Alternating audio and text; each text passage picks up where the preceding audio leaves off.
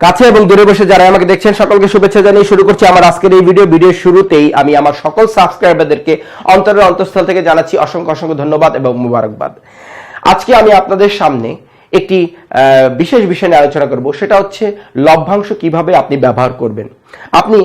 আমি মেনে নিচ্ছি একটি ব্যবসাতে প্রভূত অর্থ উপার্জন করেছেন, আপনার ভালো হয়েছে, লাভ হয়েছে। এখন এই টাকাগুলি আপনি যে খরচ করবেন, আপনার টাকা আপনি অবশ্যই এনজয় করবেন, সেটাতে কোনো বাধা নেই, কিন্তু তার ক্ষেত্রে একটু হিসেব আপনাকে বর্তাতে হবে। আদারওয়াইজ কি হবে, হয়তো অনেক সময় এটা দেখা যায় যে টাকাগুলি সব নষ্ট হয়ে যায়। সেই কারণে আমি আপনাকে একটি সিস্টেম দিচ্ছি, বা যেটি সর্বজন স্বীকৃত, আন্তর্জাতিক ব্যবসায়ী মহলে অনেকে এটা ব্যবহার করেছেন, এই পদ্ধতি অনুসরণ করে তারা সফল হয়েছেন। কারণ আপনি দেখুন, যখন আমাদের হাতে একসময় অনেক টাকা এসে যায় না, তখন আত্মঅহংকারের সেই অনেক বড় বলি আমাদের জীবনের একবার সকলের জীবনে একবার না একবার আসে, এবং এটা থেকে আমরা মানবীয় স্টেজে আমরা এর থেকে উঠতে পারি না, কিন্তু এটাকে দমন করে রাখা অত্যন্ত জরুরি। সেক্ষেত্রে আমাদের কি হতে হবে, পোলাইট, ভদ্র হতে হবে। আমাদেরকে সেই সময় একটু ধৈর্য ধারণ করতে হবে, কারণ একটি কথায় বলে, যদি একটু খাস বাংলায় বলে, যে টাকার কামড় সবাই সহ্য করতে পারে না। এই কথাটা কিন্তু আসলে সত্য। যখন আপনার কাছে প্রভূত অর্জন হবে, তখন আপনাকে কিন্তু কিছু হিসাব কিতাব করতে হবে। প্রথমত আপনাকে একটি অংশ আপনার লাভের আপনি এনজয় করুন, কিন্তু তিনটি অংশ আপনাকে সেপারেট করতে হবে। তিনটি অংশ। একটি হচ্ছে ডোনেশন, আপনাকে ডোনেশনের দিকে কিছু টাকা দিতেই হবে। সেটা আপনি নিজে নির্ধারণ করবেন কত টাকা আপনি দিবেন, অথবা আপনার লভ্যাংশের কত পার্সেন্টেজ আপনি দিবেন, সম্পূর্ণই আপনার ব্যাপার, কিন্তু একটি অংশ ডোনেশনে আপনাকে দিতেই হবে। যদি কেউ বলে যে দিলে কমে গেল, তাহলে সে ভুল বললো। এটা ধর্মেরও কথা না, এবং এটা ব্যবসায়ের যারা বিজনেস মাইন্ডেড পিপল তাদেরও কথা না। আপনি যদি কাউকে দিলেন, কিছু দান করলেন, সেটা কিন্তু আরো বহুগুণে আসবে। ইউ নেভার নো, কারণ আমরা সকলেই কিন্তু একটি ঈশ্বরের সার্কেলের মধ্যে আছি।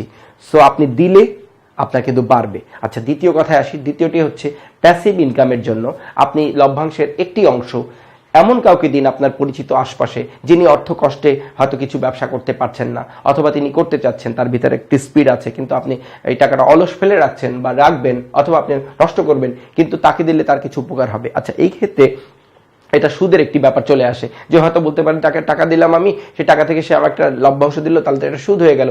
কিন্তু আমি যদি বলি, আপনি যদি কায়িকভাবে নাও হয়, মানসিকভাবে যদি তাকে কিছু সাজেস্ট করেন, তার কর্মপদ্ধতিতে অংশগ্রহণ করেন, এবং তার সাথে বলে নেন, ভাই আমি এই ধরনের অংশগ্রহণ করতে চাই তোমার সাথে, তাহলে কিন্তু সেটা সুদের পর্যায়ে হবে না। যদি আপনি কায়িক এবং মানসিক শ্রমের যে কোনো একটাও দেন, এবং এটা আপনাকে দিতে হবে সামান্য, কিন্তু আপনার মেইন ব্যবসা এখানে রয়েছে। আপনি যদি সামান্য আপনার ব্যবসা থেকে কিছু অভিজ্ঞতা তাকে দান করেন, বা কিছু একটি কথার হেল্পও করে দেন, সেটাও কিন্তু আপনার একটি ওই ব্যবসার প্রতি আপনার একটি ইনভেস্টমেন্ট হলো, ঠিক আছে না? তো আপনার ওই টাকাটা ইনভেস্ট করার ফলে সেটা কিন্তু সুদ কখনোই আমি মনে করি না। মুফতিরা কি বলবেন তা আমি জানি না, কিন্তু আমি এতটুকু জানি যে আপনি কায়িক বা মানসিকভাবে যদি ওই ব্যবসার সাথে ইনভলভড হন, তাহলে সেটা আপনার সুদ হবে না। এটা আমি জানি, ইসলাম এটা বলে যে আপনি যদি শুধুমাত্র টাকা দিলেন এবং তা থেকে লাভ নিবেন, কিছু না করে অলসভাবে বসে থাকে, সেটা হচ্ছে সুদ। এনিওয়ে, তারপরে তৃতীয় যে অংশটা, সেটা হচ্ছে কি আপনি রিইনভেস্ট। হ্যাঁ, এর মধ্যে থেকে একটি অংশকে আপনার মূল ব্যবসার সাথে অবশ্যই আবার জুড়তে হবে। তার মানে আপনার পুঁজি কিন্তু ওদিকে আরো বাড়ছে। যত পুঁজি বাড়বে, তত আপনার ইনকাম বাড়বে, তত আপনার ডোনেশনও বাড়বে, এবং আপনার প্যাসিভ ইনকামের জন্য আপনি যে কাউকে সাহায্য করবে, এটাও বাড়বে। এগুলি অত্যন্ত জরুরি, কারণ আমরা দেখেছি অনেক ক্ষেত্রে এগুলি হয়ে থাকে। কারণ আমি আজকে যে আপনাকে কথাগুলি বলছি, এটা কেন, এটি একটি ধারা সৃষ্টি করা। আমাদের অনেক অলস মানি পড়ে রয়েছে। আমরা মনে করি হয়তো বেশি খরচা করতে গেলে নষ্ট হয়ে যাবে। আপনার যেটা বেসিক দরকার আপনি অবশ্যই রেখে দিন, কিন্তু বাকি যেটা আপনি উদ্বৃত্ত মনে করেন যে এই টাকাটা আমি কাউকে দিতে পারি বা এটা দিয়ে কিছু করতে পারি, সেটাকে আপনি মার্কেটে চালু করুন। তাতে দেশ, সমাজ এবং দশের উপকার হবে।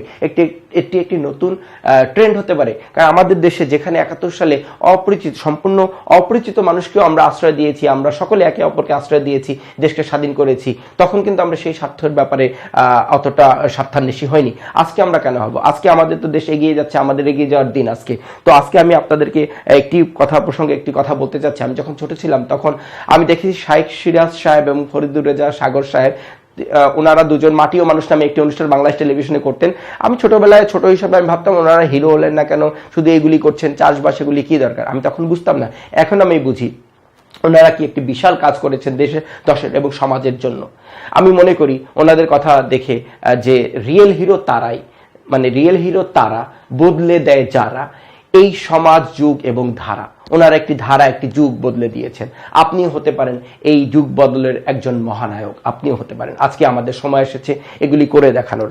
কারণ আমি ব্যক্তিগতভাবে মনে করি যে আগামী প্রজন্মের জন্য আমরা আর কিছু পারি আর না পারি, একটি সুন্দর পদ্ধতি, সিস্টেম, দিল খোলসা, আল্লাহ ভরসা এবং ব্যবসা বান্ধব একটি দেশ তাদের জন্য আমরা রেখেই যেতে পারি, যেন আমার সন্তান থাকে দুধে ভাতে।